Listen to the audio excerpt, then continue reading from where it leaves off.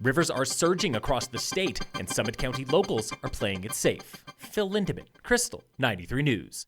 Dangerous whitewater has claimed at least 5 lives since early June in Colorado, including 3 in the past week, but Summit County has been spared. We've been pretty fortunate again this spring locally that we haven't had any incidents with people in the water. That was Brian Bovair with the Summit County Emergency Management Team. He's been talking with experts who say peak runoff is already here and will likely last through late next week, with big fluctuations day to night. Flows on the 10 Mile Creek and Blue River are down 100 to 400 points compared to last week. Meanwhile, Lake Dillon is 92% full today. That's 15 feet higher than 2 weeks ago and 9 feet below capacity. Operations at Dillon Marina are back to business as usual. At Frisco Bay Marina, the big dig is finished. Crews are installing new docks this week and waiting for water to rise to prep for July 4th crowds.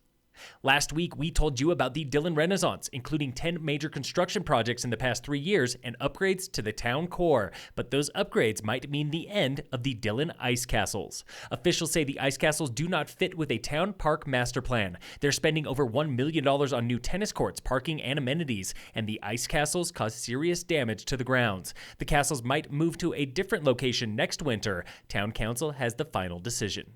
A $5,500 road bike was stolen from a Vail Village bike shop late last night. The second bike in less than a week lifted from the same store. The Vail Daily reports a thief smashed a window at Venture Sports, stealing a Pinarello Prince road bike. Helmets and jerseys in the same display case were also taken. This comes 2 days after a $6,000 mountain bike was stolen. That bike was recovered soon after from a pickup truck with out-of-state plates. Police gave no additional info, citing an investigation.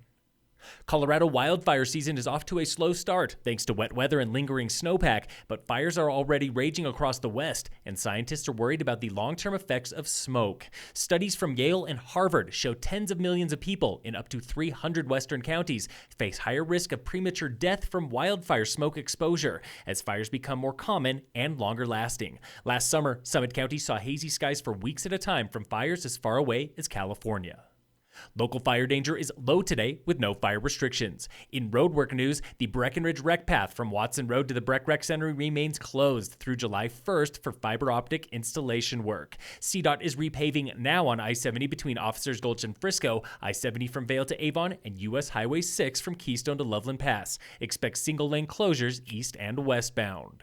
In sports, the Rockies lost to the Giants last night 4-2. Today, the Rockies wrap their Bay Series at 1:45, and the U.S. men's national soccer team plays Panama in round 3 of pool play at the Gold Cup. The U.S. is undefeated after 2 rounds. And in local sports, brought to you by Wilderness Sports in Dillon. Today is race 2 of the Summit Trail Running Series on 5K and 8K courses in French Gulch and Breck. On-site registration opens 4 p.m. at B&B Trailhead. All runners leave at 6. Today is also race 3 of the Vail Summer Mountain Bike Series at the Davos Dash in West Vail. On-site registration opens 4 p.m. at the start line. Juniors leave at 4:45, adults at 6 p.m.